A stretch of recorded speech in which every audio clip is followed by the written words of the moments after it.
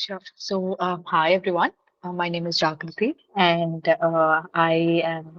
Well, it's been about 5.5 years since my career ever began, and my major is into analytics. So I've been a part of analytics for about 4.5 years, close to 5 years now, and currently I work as a senior business analyst for Flipkart. Earlier, I have also been associated with other e-commerce companies such as Amazon and Meesho. So currently, I work with Flipkart. Uh,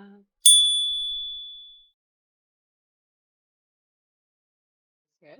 So I will take you through some of the important topics in business analytics, why business analytics is actually important, and what are insights, what can insights drive, and how do you make data driven decisions as of now, and how does it, how would it be fruitful for organizations if they lean on more towards data-based decisions. So, yes. So, without any further ado, I think I will just get into the business analytics part here. So, hi everyone. My name is Jagrati, and so maybe getting into the presentation here, probably I think I would want to tell you two things. One, okay, let me just yeah. So, first of all, our agenda for session one would be I'll take you through the introduction to business analytics and what kind of tools and techniques are used in the and in analytics, and how can we implement these techniques in real world based examples, so that you will also know the application part of it. So before we get into what business analytics actually is, I would want to talk about two words here, which you may find them pretty similar. You might even think of them as one entity. So one word is analysis, and the other one is analytics here. So analysis and analytics, they may sound the same. You might think that it means the same, but apparently no. So the word analysis, it means that you work with raw data to make it more useful. So what I mean by raw data is whatever data that you extract from anywhere, from any corner of the world, or from any app. See, nowadays you use mobile phones, so all your contacts is one set of data. You text people on WhatsApp. So all your messages are stored as one set of data here, and everything, even all your bank transactions, and maybe even small things such as all your security camera recordings. So all this is stored as data, and all this is stored as raw data until we transform the data to make it more useful. So that method is called as analysis. And what analytics means is just extracting insights from the data to make more data-driven decisions here. And now coming to business analytics. So when we apply all this practice of, transforming data, applying statistical analysis, applying methods to, gain insights in order to make more database decisions within an organization, this is what we call as business analytics. So we make sure that by applying these methods to the data that we have in our hand, we make more database decisions, and it proves more useful to our organization based on our mission, vision, and our goals, organizational goals. And now coming to importance of business analytics. So here, business analytics proves very useful when you talk about, let's say, for example, let's say you run a small company, and maybe you run an e-commerce company. Let's take Flipkart as an example. So when you talk about Flipkart as an org, and let's say you are the director for any one of the business functions, and your work is to just make business decisions. So it is very unlikely that you are going to base all your decisions on your gut. So that is when all your BAs come into picture, all your data analysts, all your data scientists, your data engineering team. So all of us put together, we make we make the decisions for a business.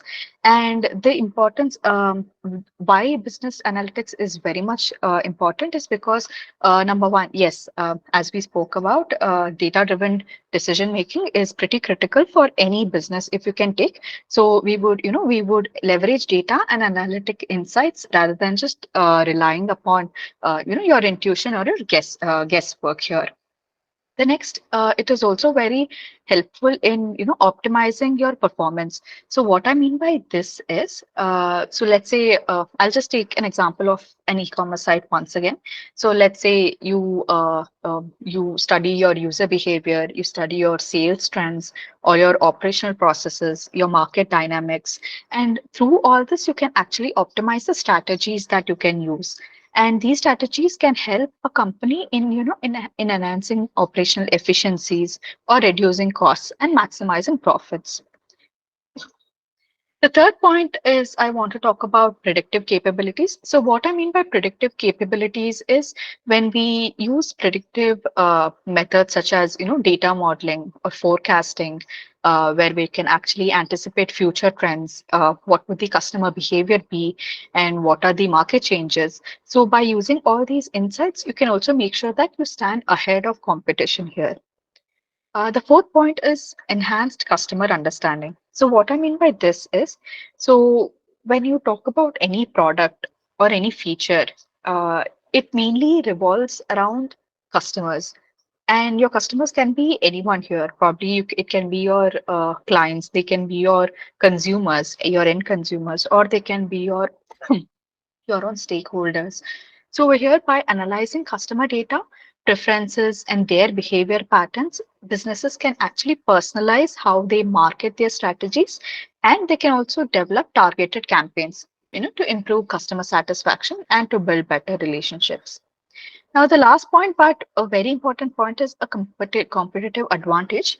So, in today's data-driven business landscape, orgs or organizations that effectively leverage analytics have proven to gain a competitive edge. So, what I mean by that is, so business analytics empowers all these companies to extract valuable insights in order to make data-driven decisions so that they can stand out from their competitors or outperform their competitors.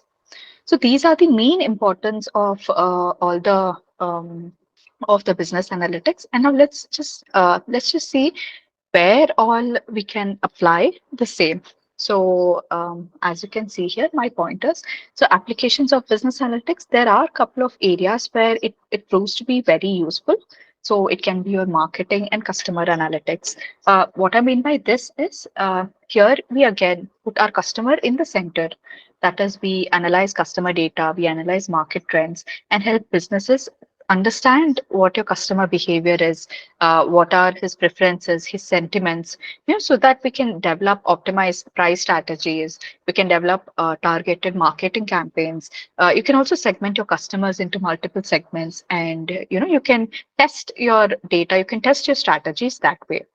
And coming to financial analytics here, financial analytics is a very, I would say, a little risky segment wherein too many things come into account. One can be your financial performance, your risk assessment, your investment decisions. There was Aman from this group, if I'm not wrong, who said he's a CA, right? So probably maybe he can connect with this. So when you talk about profitability analysis, your profit and loss forecasting, so this is where financial analytics help. So this becomes very important in managing your cash flow, in optimizing your budgets, and also to make financial strategies. Now coming to operations and supply chain analytics. So uh, sorry, bear with me. I have a little dry cough here. Yes. So coming to operations and supply chain analytics. So here what we do is we optimize our supply chain, our streamline operations, and to improve efficiency. So this proves very helpful in identifying bottlenecks, in forecasting demand, in managing inventory levels. So you can optimize your logistics here. So and enhance production processes here. Now coming to human resource analytics. So this again is a plays a very important field in IT today. So we also have our HR analytics, wherein we leverage our data to to build upon to build insights upon employee performance. What has been the engagement so far? What is the retention that these organizations have? So, with all this data, we can, identify if any training is needed, if we need to optimize our workforce planning and to enhance our employee satisfaction. So, HR analytics assists in making data-driven decisions for effective talent management as well. And now coming to risk analytics, I think risk analytics mainly involves in assessing and managing risks within various orgs. Now this can belong to any field, any IT field. So here it mainly revolves around analyzing all our historical data, identifying patterns, and building risk models to mitigate potential threats, to anticipate market volatility, and to ensure compliance. So this risk analytics mainly plays a huge role in your companies, such as maybe your credit card companies, your banking systems, wherein you need to identify if at all a transaction was a fraudulent transaction, or if at all there's something wrong, something very unusual about a user or about a transaction. These are the applications. These are few of the applications in business analytics, and I have majorly put down the major fields that fall under this. So, and trust me, there are. I think nowadays everybody and everyone uses data to to just better their processes and logs. And now coming to the business analytical tools.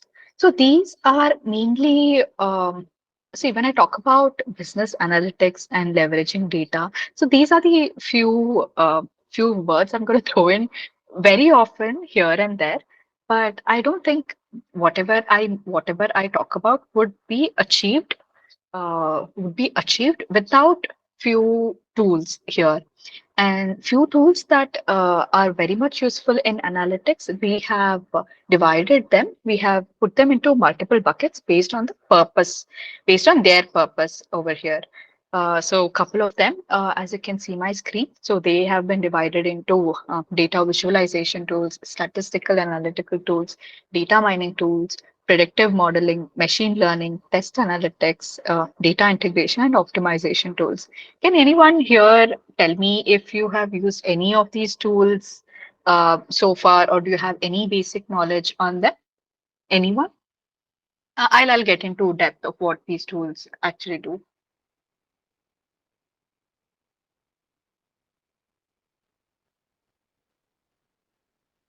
Hello. I mean, if no one has used anything, also it's well and good. Not an issue.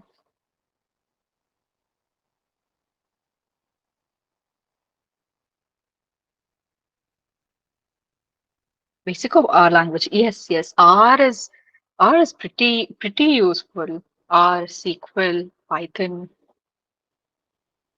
Can you tell me what you have done with R until now?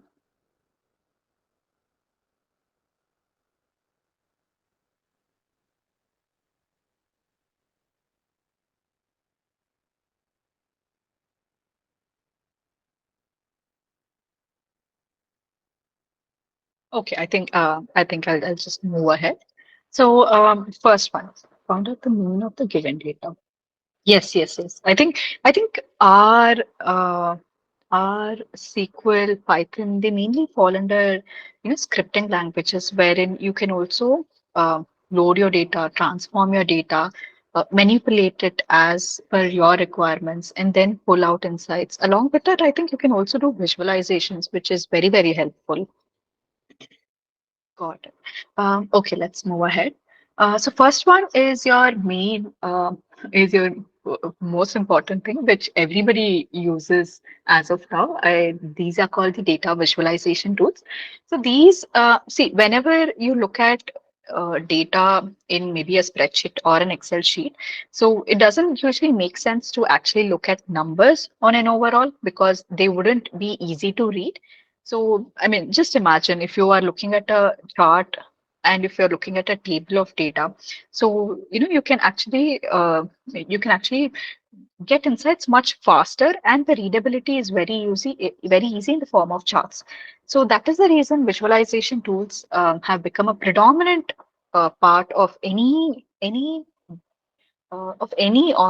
process, even in non-tech.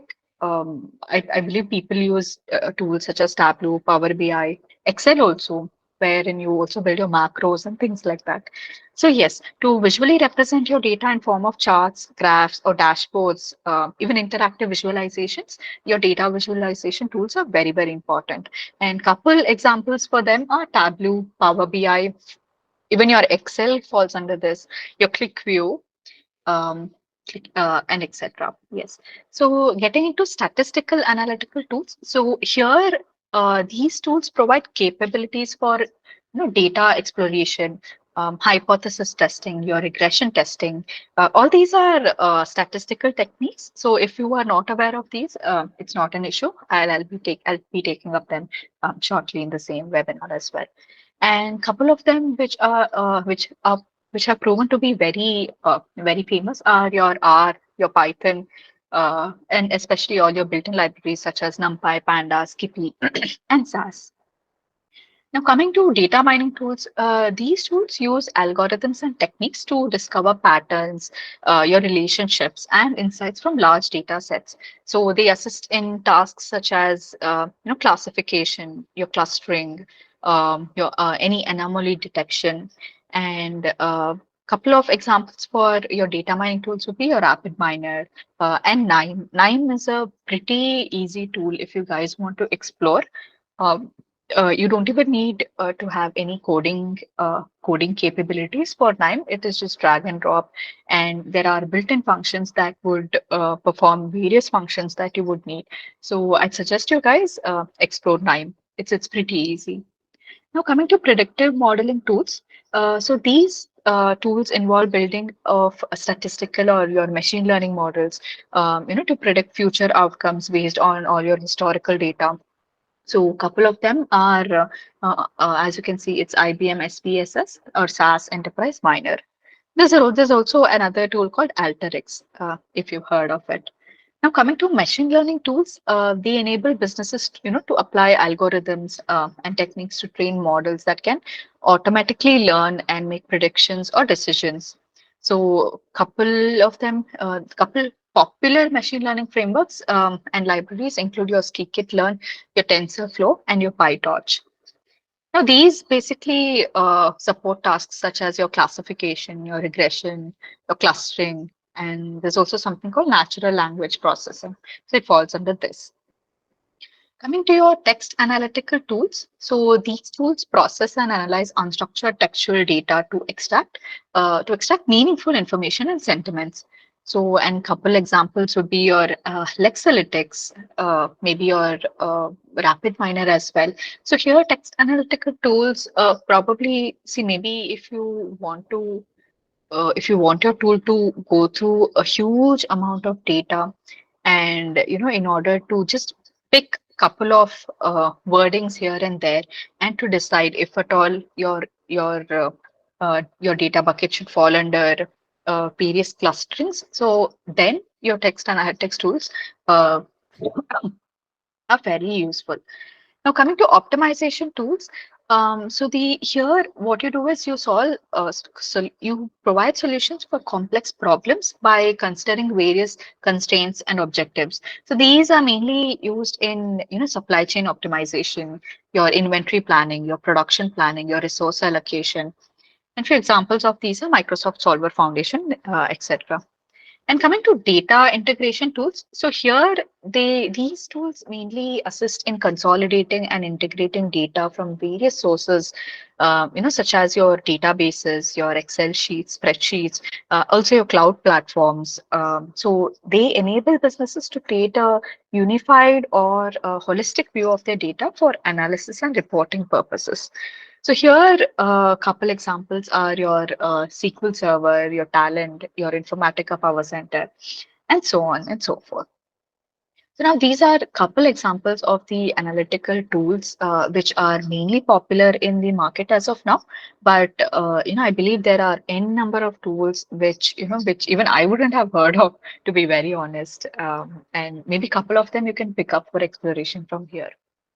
So let's move on. Yes, so we stand at implementations of business analytics in various industries. So, I mean, I think this is going to be a very easy task. Can anyone tell me what these logos are? They're pretty straightforward. So, yes,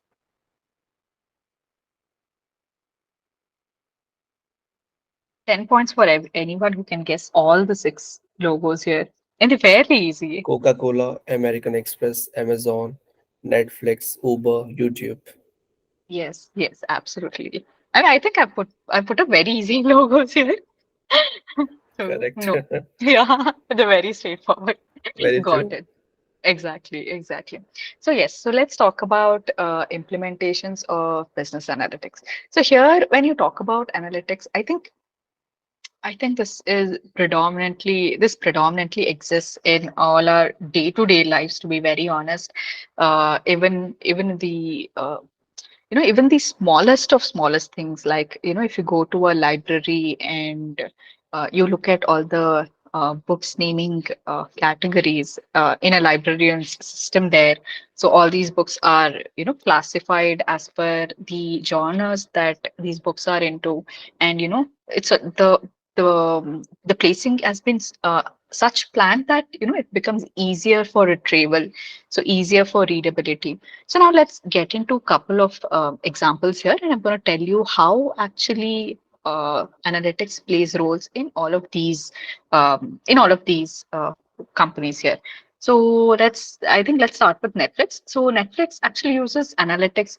Have you seen, if you're going through Netflix, you binge watch a couple of series or couple of movies, and then there's the Netflix recommendation engines which start suggesting contents that match your preferences.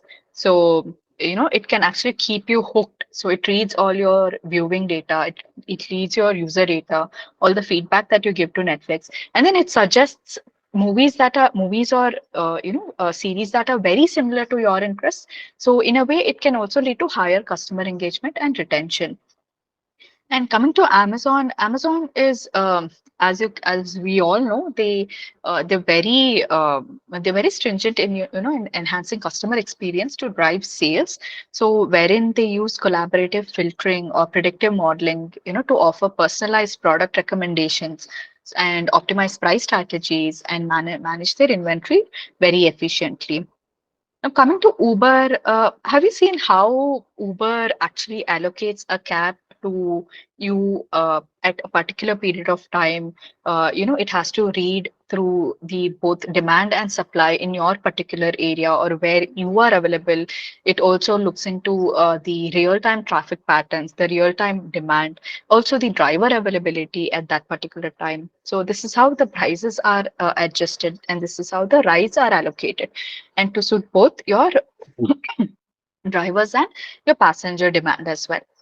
Now, coming to Coca-Cola, I think Coca-Cola, I'm not sure if Coca-Cola or American Express, I think one of these is fairly old, very, very old, and has always been a pioneer in making data-driven decisions. So Coca-Cola actually analyzes consumer behavior, market trends, all the social media data, and affiliates its marketing. I mean, it targets certain customers for better marketing, for better customer buckets, customer cohorts. You can put it that way, to optimize its distribution networks or to maximize the product reach and even customer engagement as well.